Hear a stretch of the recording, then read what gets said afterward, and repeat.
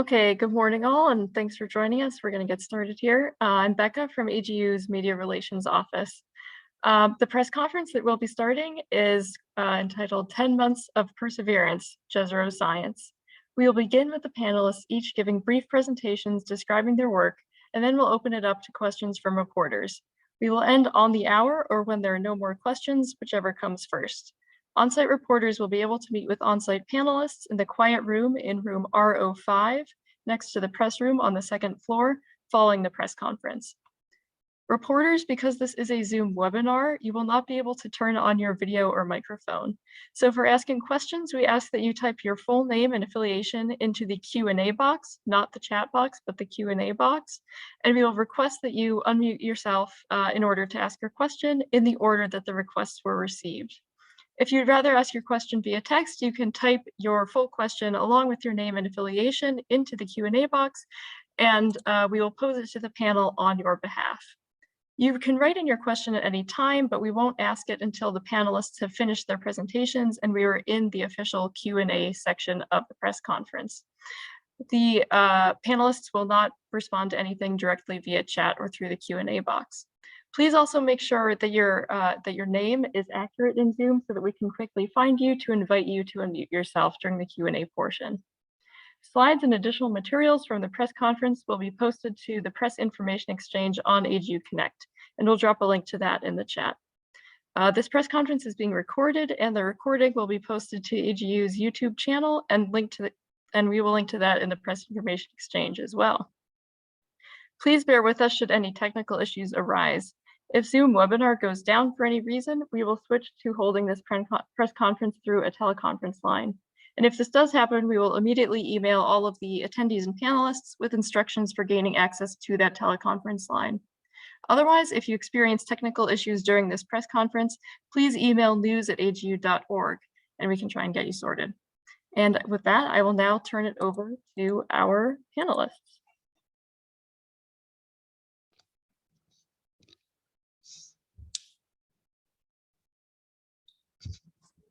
Good morning. I'm Ken Farley. I'm project scientist for the Mars 2020 mission, and you'll hear from me and from several team members about what the Mars 2020 Perseverance mission has been doing, especially over the last several months. Before we jump into the detailed presentations, I'd like to begin by showing a absolutely fantastic Mastcam Z mosaic that we acquired a few weeks ago from a local high spot in the topography where the rover was operating. If I could have the next slide. This video begins with a feature that will look familiar to many of you who have been following along with this mission. This is the feature called Kodiak. It's a delta remnant. And the video will pan from the northwest, about the northwest to about the northeast. And in addition to being an attractive landscape, kind of a landscape that you just want to walk into, this mosaic provides some useful context for the presentations that you'll hear. So if we could begin the pan, please. So there we are with Kodiak in the middle distance, the delta remnant that we've talked about before. The mountains that you see in the background, that is the rim of Jezero crater. It's about 1 kilometer high. And you can see it dips down where we are right about now. That's where the river once flowed into Jezero crater through a breach in that crater rim. In the middle distance, the brown cliffy rocks that you see, that's the delta. We're going to be there in about 6 or 8 months' time, I estimate. But what we're going to spend most of our time talking about today is the area in the foreground, the area that is filled with sand dunes and with blocky rocks, and as you see in the area right now, rocks that are particularly layered. This is the area called Séítah. And although it looks very layered and is very tempting to suggest these are sedimentary rocks, what you're going to hear about today is that is not what they are. This was a big surprise to us. Certainly not what we expected to find, that these are in fact volcanic rocks. So you'll hear about that. And this thread that holds the presentations together today is that we have learned a lot about the rocks of the crater floor, the area the rover has been driving across and studying in detail. We've learned about how these rocks formed. We've learned about how the rocks relate to each other. And we've also found that these rocks have been modified by interaction with water after they formed. All of this is important for understanding the geologic history of Jezero crater, for understanding what we will do with the rover next, and also for our sample collection as part of the Mars sample return campaign. So let's start the scientific presentations, and Brian Horgan will begin. Great, thanks, Ken. All right, yeah, if we can go to the next slide. And next slide. Okay, so I'm going to set the context for the results we're going to be presenting today. And in this image we're showing here, this is a view that you might see of Jezero crater from orbit. And the view on the left is very similar to what you might see with your eyes if you were actually landing in a spacecraft in Jezero. And the video that Ken showed, the video pans from Kodiak, which is the little knob or butte you can see just to the left of the white line, which is the rover traverse. And it panned from Kodiak across the delta to the north and with the crater rim in the background. So you can see from this image on the left, it's hard to tell, how different are the crater floor rocks? How much diversity is there? And what's really great is that with our data from our orbital satellites, we can actually paint in the mineralogy and composition of these rocks. And that's what we've done on the right here. So we're mapping the distribution of 3 different signals of minerals that are common in Mars bedrock. So red here indicates olivine, and blue and green indicate 2 different types of pyroxenes. And today we're going to be focusing on the red areas where we detect olivine. Now, olivine is a significant mineral to detect because it's a very primitive igneous mineral. We find it in, very commonly in basaltic volcanic rocks on Earth, but we also find it deep in the Earth's mantle, telling you just how primitive it is. You can see that these olivine-bearing rocks, this red material, are very extensive within Jezero, and they actually extend out onto the plains beyond. So we're going to be encountering these rocks over and over and over as we traverse through this region with the rover. So one thing that's really exciting to me about these rocks is that these red rocks that are olivine bearing often also exhibit carbonate signatures from orbit. And carbonate is a mineral that forms due to interactions with water and carbon dioxide. And so the rocks that we landed next to, you can see our landing site just here with the white line, are one of the places we might get our first chance to understand and really taste this carbonate in these olivine bearing rocks, and hopefully to help us better understand it when we encounter it later in the mission. So understanding the origin of these very primitive altered rocks in the red outlined here was one of the really big tasks for Perseverance on the crater floor. If we go to the next slide, you can see we landed, right next to these rocks in this landform called Séítah that Ken mentioned. And we've been seeing views of this landform ever since we landed. We've been getting these tantalizing views with our remote sensing instruments, Mastcam Z and SuperCam. On the left here, I'm showing a view from Mastcam Z looking into Séítah. And you can see these, again, layered rocks, right?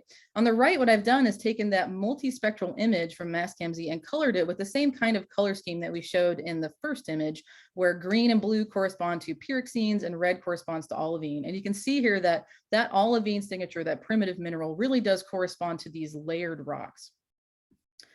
Okay, so if you go to the next slide, so now we're going to zoom in, showing our traverse around Séítah. And we really have been skirting around the outside of this landform, trying to understand the origin of the blue and green colored rocks you can see on in the map on the right. Those correspond to the crater floor unit that we landed on. We've been investigating that, but we finally got a chance to dive into Séítah just a few months ago to try to understand the origin of these olivine-bearing rocks. At this location, this traverse down into Séítah that you can see in the bottom left. I've also labeled one of the really important sites we'll be talking about today at Dorbes is our abrasion patch that we'll be showing a lot of data from. So that's at the end of our traverse into Séítah. And since then, we've turned around and headed back toward our 2B ridge, which is mostly composed of these crater floor rocks. So on the next slide, we're going to show you something really exciting from that traverse down from our 2B ridge into Séítah. So our first traverse down into Séítah. This is the first ground penetrating radar image presented from the Martian surface, which was acquired by our RIMFAX instrument as we drove down this R2B ridge.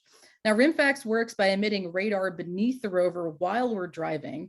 And the radar will reflect when it hits materials with different properties, like higher density, for example. And so what we get is this profile you can see on the bottom here of radar returns under the rover. And this data is fantastic because it's allowing us to peek into the subsurface and determine the structure of the rocks under our wheels. And you can see in this image, and these purple lines correspond to different radar returns. And you can see that there are some very dark purple lines corresponding to layers in the subsurface with very strong radar returns. On the next slide, what's really great is that at this location, we could actually see these layers emerging in outcrops. So these very resistant layers you can see peeking out of this R2B ridge that we drove down. These correspond, we think, to these very bright radar reflectors in the subsurface. We can actually trace them down. And while we drove past, we were able to get some remote sensing data on these layers and show that they are in fact olivine rich. So these are the layers, the first layers we've encountered in situ of Séítah, of this olivine bearing rocks. And with this RIMFAX data, we can actually see that these layers extend down into the subsurface and go underneath the crater floor unit rocks that we see up on our 2B ridge. And so we know from this data set now that the rocks of Séítah are probably the oldest rocks on the crater floor. Okay, so that's setting the stage. And now Sanjeev Gupta will talk about what we saw on the ground within Séítah. Thank you. So I'm Sanjeev Gupta. I'm a geologist on the Perseverance rover team. I'm going to tell you what our cameras saw within Séítah at a range of scales. So next slide, please. So in mid-September, Perseverance drove off the R2B ridge that Bryony was describing and entered the South Séítah region, which you can see in this absolutely gorgeous sweeping Mosaic panorama from a high point. After we wound through some sand dunes, and Séítah actually means amidst the sand in the Navajo language, we arrived at and turned our cameras to examine these rocks in detail. And as Bryony has pointed out, these are likely the oldest rocks in Jezero crater. And you can already see that these rocks are layered, but let's zoom in. Next slide, please. So this is a zoom in of that previous image. And what you can see is really distinct layering in these rocks. We see both thinly layered rocks that are several centimeters thick to more thickly layered rocks, tens of centimeters in thickness. We can trace these around the outcrops. Now, this layering led many of us in the science team, particularly me, as I'm an expert in sedimentary rocks, to believe that these were sedimentary rocks, that is, rocks that are formed by the transport and deposition of rock particles by wind or water. So one interpretation was these were rock layers, sandstones deposited in deep water lake conditions. Other people considered that these might be rocks formed from volcanic particles derived from eruptions that then settled out in the air. And in these models, each layer represents a separate episode of deposition. So, and right in the bottom right there, you can actually see the daub abrasion patch that Bryony talked about, and I'll talk about that in a minute, and that's been instrumental in helping us understand these rocks. We also collected 2 rock cores on either side of that daub abrasion patch. So let's go to the next slide, please. So eager to sort of really look closer at the rocks, we then pointed the SuperCam remote micro imager, one of our cameras, the RMI camera, 2 meters away at a dust-free section of a rock layer. And what we saw was really just beautiful, actually, for a geologist. So what you're seeing here in these images is the RMI images, and these are force color images, and the left-hand side image is about 4.5 centimeters across. And you can see this rock layer is actually made up of millimeter-sized, dark-toned, angular grains or crystals. You can see this in the right-hand image. Those grains or crystals are really tightly packed. They're kind of blackish in this image. And so the question was, what are these grains or crystals, and what's the origin of this rock? Now, for me, again, as a sedimentary expert in sedimentary rocks, when I look at this rock, I see something that was formed by erosion and transport and deposition of basically 1 to 2 millimeter diameter sand grains, a sandstone. But other people on the team had alternative interpretations. And what we needed to do was to look at that abrasion patch in more detail. So next slide, please. So this is an abrasion patch, and what happened was that we have a special bit at the end of the rover's robotic arm, which can basically clear away, kind of digs into the rock surface to remove away the sort of weathering crust, if you like, and dust and coatings, to look at a fresh image and really peer at the rock in terms of the texture of the rock and actually get accurate composition. Now, and this image is from the Watson camera. It's part of the Sherlock instrument. And what you can see is this abrasion patch is basically dominated by sort of light-toned material dominantly, with some sort of more smaller areas of brown and dark-toned interstitial material. And both the SuperCam and Mastcam Z cameras as instruments have detected abundant olivine in this abrasion patch, focused in on those white patches. On the right-hand side, you can see a zoom in of the area outside the abrasion patch. That's the natural surface, and we can actually see these gray grains, dark toned grains, which are very similar to what we were seeing in that previous supercam image. And the question is, what are these crystals and grains? How do they express themselves in this Watson image? To look at that, what you have to do is zoom in that Watson image. So let's do that, and let's go to the next slide, please. So here's a zoom in of the image, and you can see here that we have discrete kind of angular to rounded patches of light-toned material separated by thin, dark rims. It's a little bit difficult to make out, but once you get your eye in, you can actually see that this image is made up of individual grains or crystals that are tightly packed together with material in between them. So hopefully you can see some of these, you can start making these out, but in the next slide, I'm going to show you our interpretation. And here you can see what I've done is I've drawn out some of these angular to sort of rounded grains, which form these white patches. And in between, we've got some interstitial material. So what we did then was actually apply the pixel and Sherlock instruments to get detailed compositional measurements, observations on this abrasion patch, and we got a bit of a surprise. Kelsey Moore is now going to tell us more about that. Thanks so much, Sanjeev. That's a perfect setup for what I'm going to tell you all about. Great, can we go to the next slide, please? Thank you. Yeah, so one of the really incredible new things that we have on this rover is the ability to do detailed co-registered geochemical and mineralogical analyses of the rocks at the surface with really, really fine micro scale imaging and mapping. And so what we're showing you in this image here is the robotic arm of the rover. So you've heard from Sanjeev and Bryony and Ken a lot about some of the other cameras that we have on board the rover. And with the robotic arm, we can actually get right down to the surface of the rocks and get some of these analyses done using the Pixel and Sherlock instruments. So the Pixel instrument is an X-ray fluorescence spectrometer, which can map out at a very fine scale the elemental composition of the rocks. And then the Sherlock instrument is a deep UV Raman spectrometer, which Eva Sheller will tell you about next. And that instrument can get us information about the molecular and mineralogical composition of the rocks. So doing these co-registered analyses, we can really dig into what these minerals are, how they're associated, and maybe how these rocks formed. So we can go to the next image, please. Thank you. So what I'm showing you here is some data from the Pixel instrument. So at the top two panels, I'm showing you the Pixel instrument micro context camera images. On the left is the black and white image, and on the right is the colorized version. And in the colorized version, you can start to see that those different white and gray areas in the black and white image they're representing different grains, different crystals that have these interlocking textures and patterns to them. And what you see below on the bottom left-hand side is one of the elemental maps from the Pixel instrument.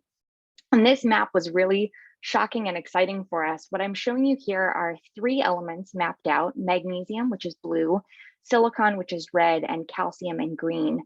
And the elemental compositions and textures here are showing us how different minerals are associated and distributed on the surface of the rock.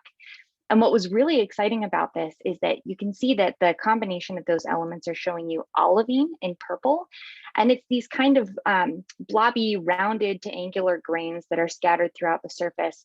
And those olivine crystals are kind of engulfed by pyroxene, which is that kind of mint green color. And that texture, the olivine grains being engulfed and surrounded by the pyroxene, is very characteristic of a cumulate texture. And the reason that that's important is that a cumulate texture is very indicative of a specific type of igneous rock that forms as a very thick magma body is cooling, and the olivine crystals crystallize and sink, and then the pyroxene forms around those olivine crystals. So by getting this kind of data and being able to map out these elements at the surface, we are able to see that these rocks that we originally thought might be sedimentary rocks. These are in fact igneous rocks. And even more excitingly, they're not just igneous rocks. There's more history here to the story that we can tell from the Pixel instrument and Sherlock, as Eva will tell you about next. But you can see that in addition to those olivine and pyroxene crystals, there's also some carbonate and even sulfate that are kind of distributed in the blue, the dark blue and the bright green area over on the right side of that pixel map. And those minerals form by aqueous activity altering the rocks. So that indicates to us that after these igneous rocks formed, water flowed through the pore spaces and the cracks and voids in the rocks, and it precipitated or crystallized these minerals from the water. And that tells us that there were aqueous environments in Jezero crater after these rocks formed that may have been salty water. And that's important as we start to consider habitability in Jezero crater and the potential for life to have maybe existed in those kinds of waters. So those questions will require some more analyses on these rocks, but we're really excited to dig into that more. And also very importantly is that those potential carbonates and sulfates, those kind of very fine crystalline minerals that form from water, they're very good at preserving organic compounds, carbonaceous compounds. And that's important as we start to think about preservation of potential past biosignatures if they ever existed in Jezero. And with that, I'll hand it over to Eva Sheller. Thanks for that, Kelsey. Yeah, I will be talking about the other instrument on the arm, the Sherlock instrument, which uses deep ultraviolet, Raman, and fluorescent spectroscopy to do both detections of minerals and organics. Next slide, please. So here you are seeing one of the Sherlock Raman results of the mineralogical composition of this Séítah rock that we have talked about. And you can see that Sherlock detected two particular minerals, an olivine and a carbonate mineral that Kelsey has already touched upon from the pixel results. And this was a really amazing discovery because this olivine pertains to the igneous rock, and this carbonate, as Kelsey said, is a mineral that precipitates from liquid water. And in particular, we have this process that occurs on Earth in which liquid water interacts with a olivine-rich igneous rock to form carbonate, and that process is known as carbonation. So this is evidence that we had this liquid water interacting with or altering the igneous rock. Next slide, please. Another discovery was that both the SuperCam instrument and the Sherlock instrument uses Raman spectroscopy for the first time on any planetary body. And they discovered that there are also salt minerals, in particular sulfates and perchlorates within these white materials that you're seeing in this image. And as you may know, salt minerals precipitate from salty waters, or in our field, we call them brines. So what you're seeing here in these two different results is that we're seeing a record of two different types of liquid water environments. And so these discoveries help us to understand the diversity and history of different types of liquid water environments in Mars's and Jezero craters' ancient past. And next slide, please. And the last discovery that Sherlock has made is that we have actually found organics within these materials. This is the first time that we're using ultraviolet fluorescent spectroscopy to detect organics on the Martian surface. And this is a different technique that then was used by the Curiosity rover to detect organics in Gale crater. The Curiosity rover used what's called a mass spectrometer to do this analysis. The cool thing about this ultraviolet fluorescent spectroscopy technique is that we can actually investigate the spatial distribution of the organics. So what you're seeing here is a map of the spatial distribution of organics type 1 through 3 as colored in red, green, and blue. And in the middle part, you can see that there's a cluster of organics type 1, and I have zoomed into a corresponding image where you can see that we can actually understand what the materials that hold these organics look like in our imagery.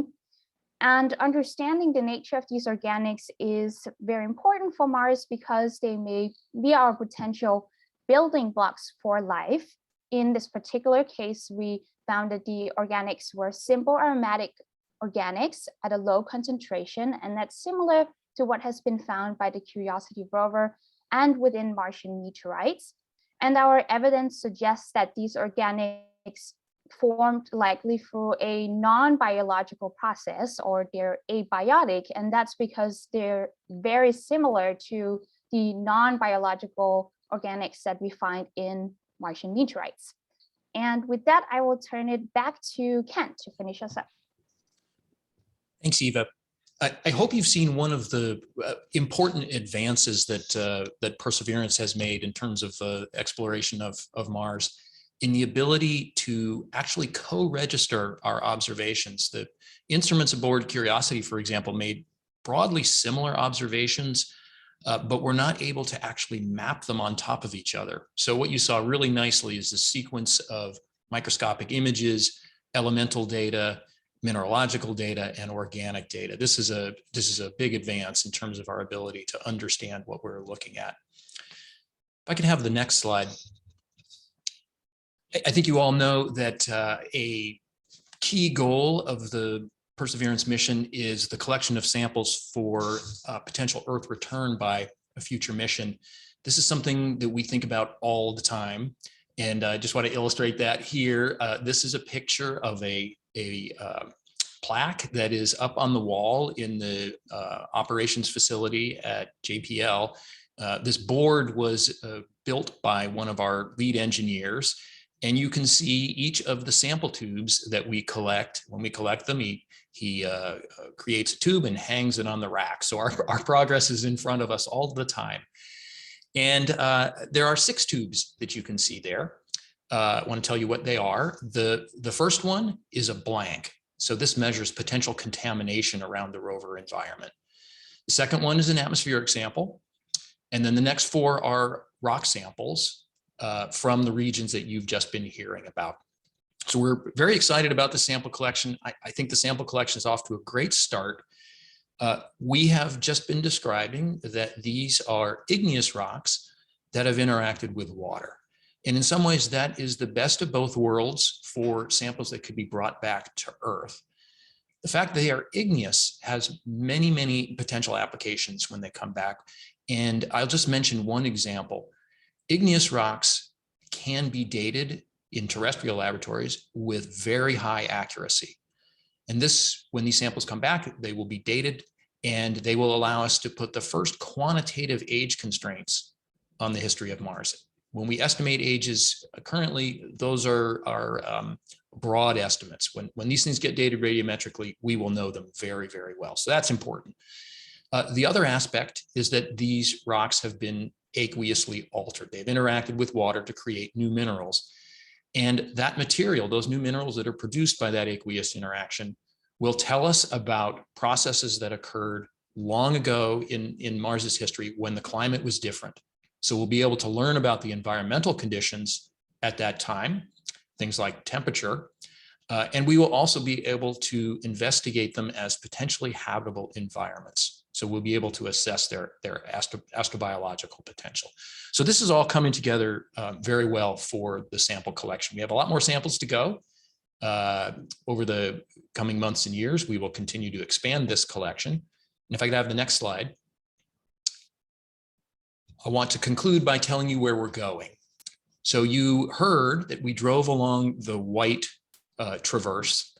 That's a little over 2.5 kilometers, I believe.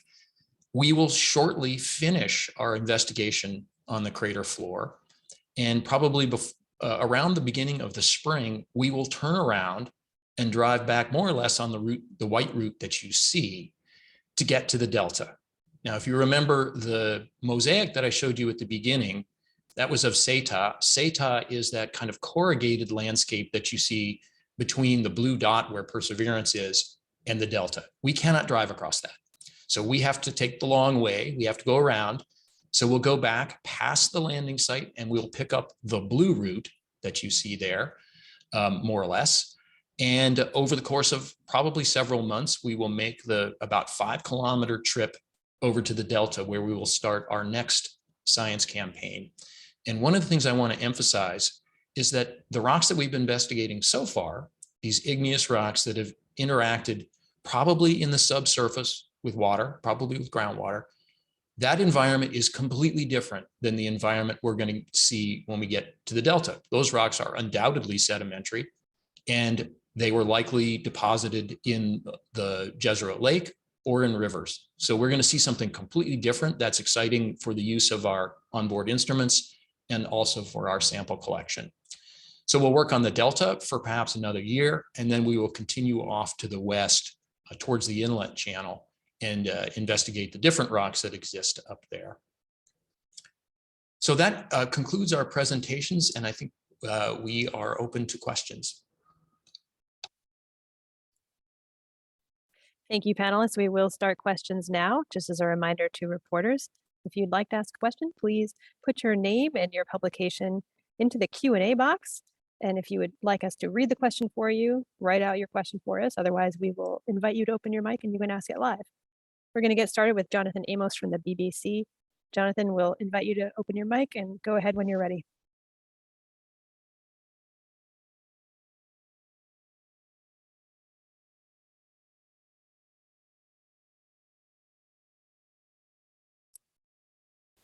I'm not hearing you. Do you want to try that again?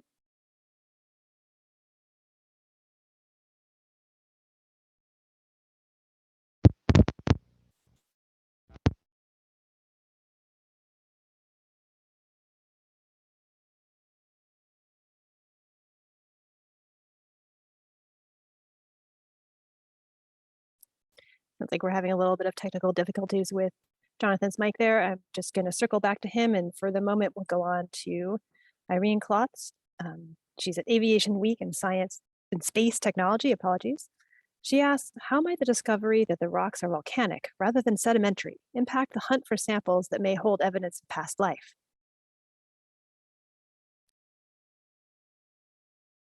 Do you want me to dive in and take that one, anyone? Yeah, Kelsey, go ahead. Great. So I would say, as Ken mentioned toward the end, the fact that these rocks are volcanic, igneous in origin, is really important in helping us date the crater and understand the overall kind of timeline of the history of Jezero crater and the rocks that formed there. But as Eva and I both pointed out in our talks, these are not just igneous rocks. They're igneous rocks that were altered by water, and they give us some indication of aqueous activity or presence of water in the crater.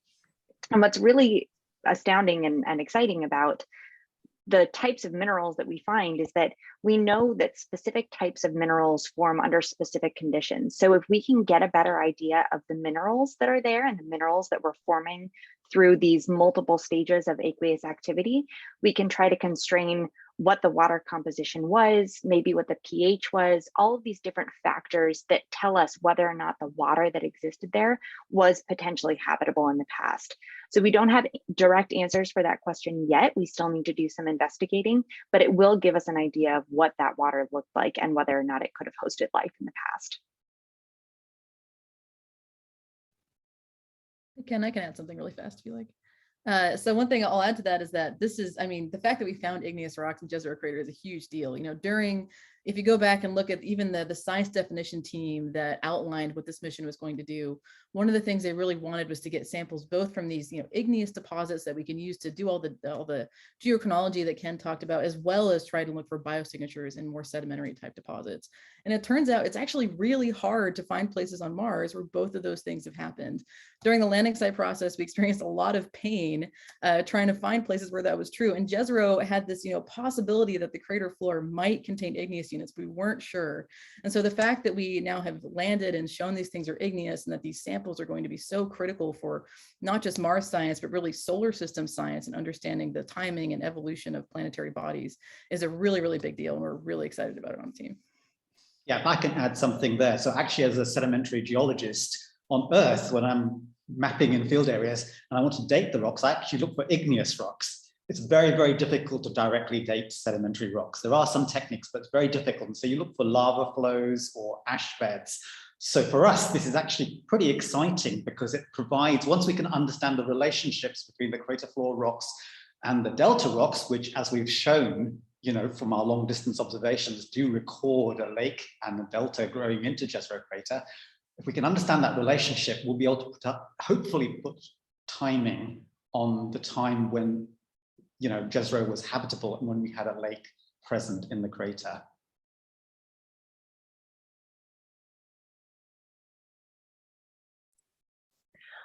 All right, thank you. We're going to try one more time to see if we can open the mic for Jonathan Amos from BBC. Jonathan, go ahead when you're ready. Hopefully it's working this time. Yay! Yeah, we hear you. Yay! That's brilliant. Fantastic. Listen, can we have a go at sort of, I don't know, narrative, speculation? Just tell us the kind of, in the context of the history of Jezero, how this igneous rock came to be there. So, you know, obviously you've got an impact. I mean, is this igneous rock there at the time of the impact? Is it something that comes later, then the lake forms? I mean, clearly it's pre-lake, pre-delta, yes. So I don't know, speculate, come on. Give us the history of Jezero crater before you even know the facts. Yeah, you'll probably see we are all laughing a little bit because this was completely unexpected and we are struggling to understand what it means. But I will speculate. This is not likely the original crater floor. From the diameter of this crater, we expect that the original crater floor is significantly deeper than where we are right now. It's below us. So this appears to be a product that was either intruded into or erupted into the crater or flowed in from outside. But we don't know exactly how that would work. One potential explanation is that there was a phase in which there was a lava lake in the crater, that it was filled with magma at one point. The current best order of events is that those igneous rocks were formed and then the delta was formed on top of it. So the lake is younger. And when we get to the delta, we will be looking at things that are younger. But one of the things we're going to need to do is we're going to need to see where those igneous rocks lie.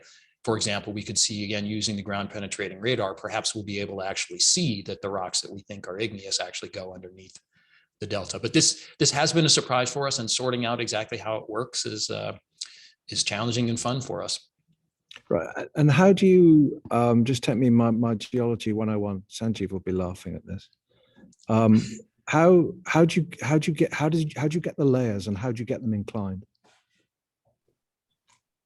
So we do get, it's quite interesting. We've been deep reading, some of the sedimentologists have been deep reading the igneous literature, and actually you get layering. So in magmatic intrusion deposit bodies, you actually get quite fine scale layering, and which actually looks sedimentary.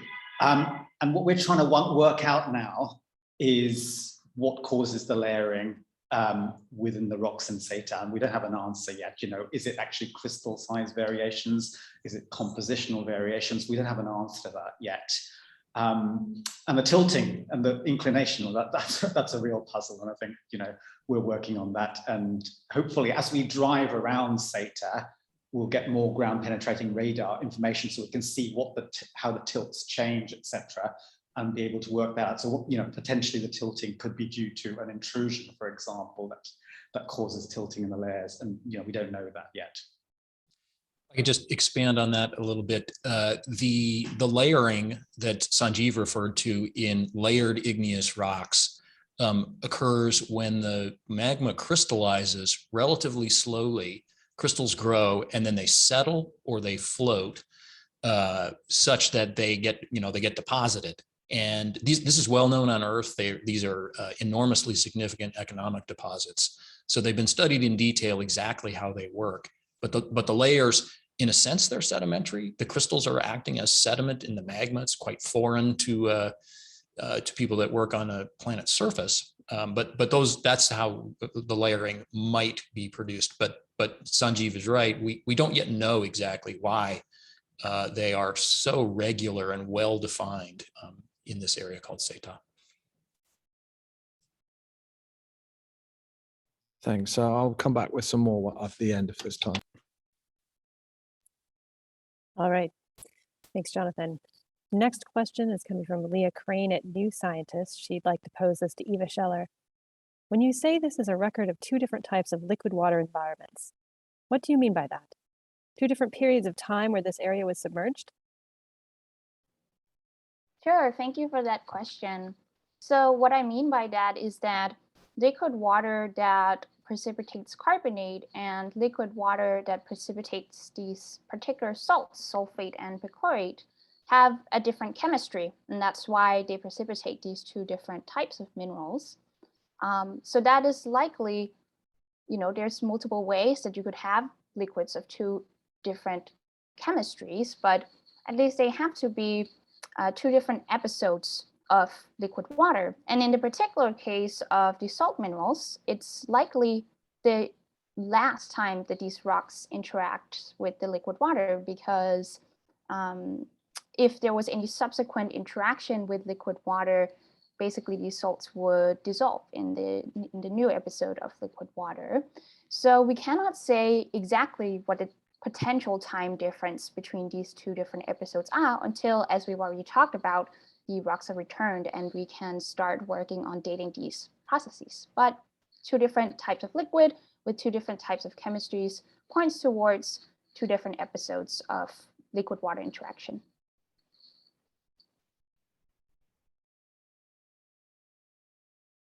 Thanks, Eva. Next question from Leo Enright at Irish TV for Kelsey. When you say potential carbonates, do you mean you're not 100% sure it's carbonates, or does potential mean something else? Thank you. Yeah, that's a great question. So this gets back to this whole novel technique we have and the power of the rover to do co-registered analyses, and the reason that using both Pixel and Sherlock in parallel is so important. So this relates to the way that the 2 instruments work. So Pixel, an X-ray fluorescence spectrometer, is really good at detecting a lot of elements, but one element that it can't detect very well is carbon, because it's a very light element, and oxygen as well. And so carbonates are composed of carbon and oxygen along with magnesium or calcium or iron. And so we can map out those other elements, the calcium, magnesium, and iron, but we can't map the carbon and oxygen with Pixel. So we see areas of the rock that have a lot of iron or magnesium or calcium, and they seem like they're missing something, which we think might be carbon or oxygen. But then by getting those paired analyses with Sherlock, we can get confirmation, because Sherlock is very good at detecting carbonates. So Eva's data that she showed after mine proved for us that these were in fact carbonates. So it shows the power in using those 2 instruments together. So we are certain that those are, relatively certain that those are carbonates. Yeah, I can just follow up on that on the Sherlock side of things. The Sherlock, of course, uses Raman spectroscopy, so that's a different type of technique than what Kelsey is using with the Pixel instrument that gives these elemental compositions. So instead of elemental compositions, we're looking at mineralogical structure, which is what gives us our data. And so we can basically, as Kelsey says, this paired analysis really gives us the best overview of the mineralogy. And so those carbonates detections in the Sherlock data are certain.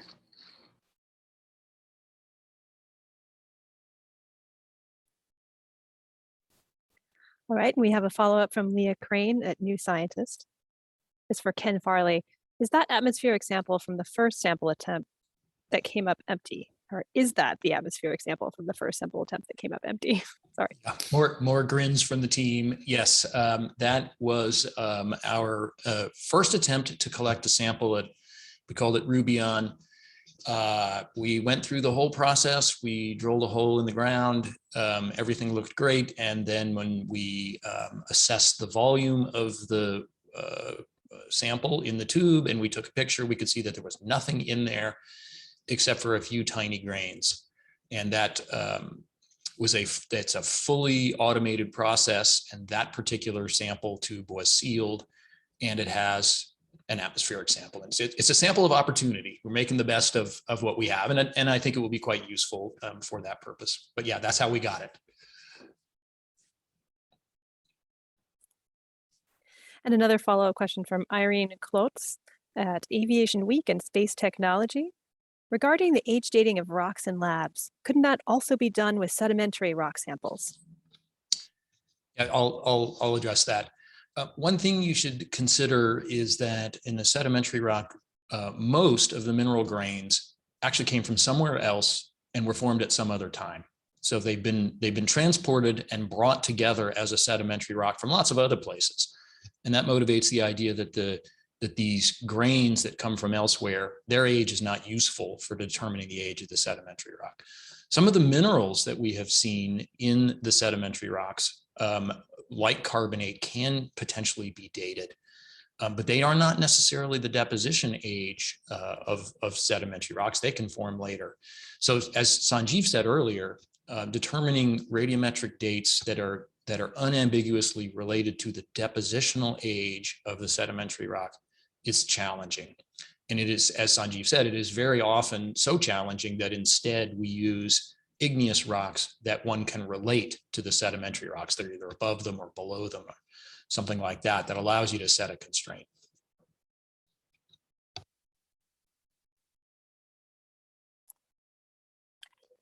And we have another question from Jonathan Amos at BBC. Jonathan, we'll go ahead and open your mic. Go ahead.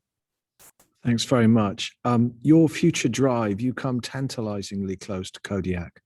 Is there not a part of you that wants to go to Kodiak? I want to go to Kodiak. Will you go to Kodiak, please?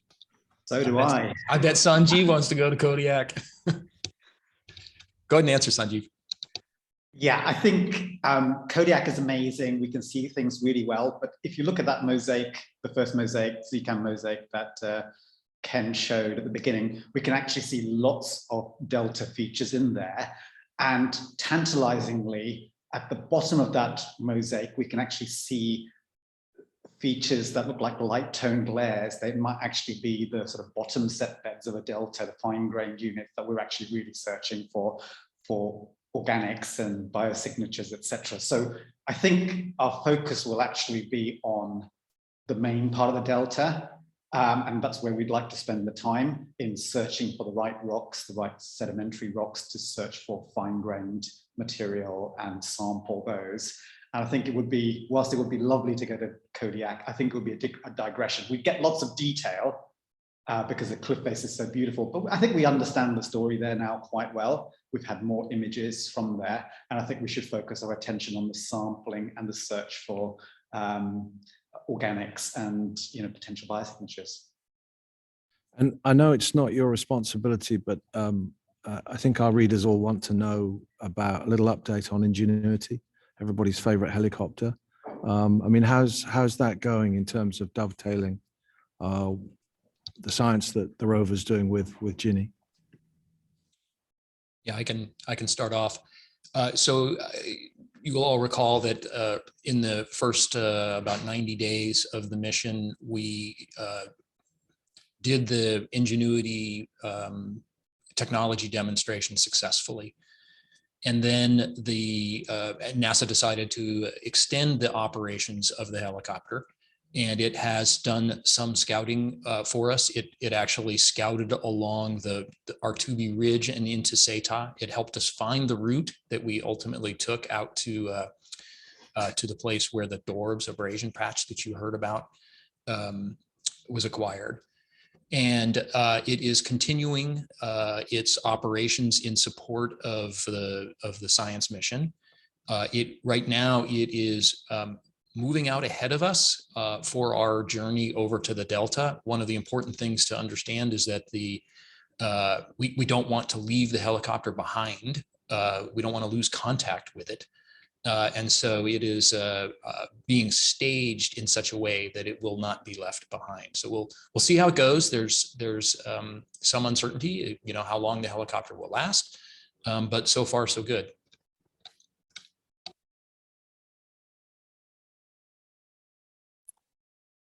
And a question from Leo Enright at Irish TV. Can the panel talk about how Rubion might relate to the current site rock type? I can take that one. So that's a great question. That's something we're actively trying to figure out. So Rubion was actually one of the lowest elevations we got to on the crater floor before we dove down into Séítah. And so there's a chance it could be related. It doesn't have the same mineralogy that we see in Séítah. It doesn't have these big, millimeter sized olivine grains we see in Séítah. Instead, it's this kind of pyroxene dominated rock. We think it's we think it could be more closely related to the sample we took at Rochette, this kind of up on the crater floor on our 2B ridge, but we're not sure. And so one of the big questions we're going to be trying to answer on the way back is really pulling all this data together to understand how the layers in the crater floor stack up. Are they related? Are they not? You know, could we be seeing something even as exotic as, you know, density stratification in these big magma bodies? Maybe, right? We're not sure. And so there's lots of ideas out there. And so it's going to be an interesting couple of months as we go back and actually get to test our hypotheses on return. I can also follow up with Bryony for clarification. So if you remember, I showed you the olivine and the carbonate detections, which is within this current rock that we primarily talked about, or this current geological unit called Séítah. And then the other image I showed of the salt detections is actually an image of Rubion. So those salt detections were found in Rubion, and the olivine and carbonate are in this Séítah geological unit.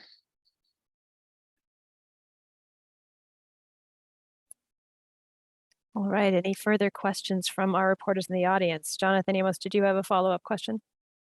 Yeah, just to be clear, the fractured rough, which you've established is sitting on top of Séítah, is that an igneous rock? So we think so. Yeah, that's our current best interpretation based on all of our great pixel data and all of that. You know, one question we have though is everything we've seen you know, an igneous rock, and that's something we're going to be trying to figure out with a few additional you know, up close looks using Pixel and Sherlock, hopefully at a few additional sites as we go back. We think it's probably a lava flow. Seems like it fits a lot of the characteristics. So maybe we're seeing a history of different kinds of lava flows in the crater going from Séítah up to the sample we got on the crater floor fractured rough. Maybe it's different, you know, different kinds of igneous products, but that's what we're currently going with. But we still have a lot of work to do to test that. Yeah, and if I can add to that, is that obviously where we landed, when we landed, we weren't able to do the sort of abrasion science. So we've determined that, you know, to really understand the rocks, we actually have to abrade. We can't just look at the rough surfaces, the weathered surfaces. And so the idea is that when we drive back, we might look at some of the rocks near the landing site, Octavia Butler landing site, and try and determine what they are. Because when we were there, we were sort of arguing about, again, igneous versus sedimentary. And obviously on Earth, you do get lava flows interlayered between sedimentary rocks. So there might be some sedimentary rocks there, we don't know.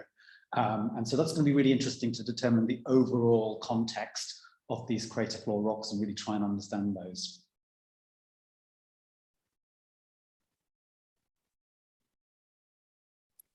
We have just a few minutes left in our session. Any further questions from our reporters in the audience?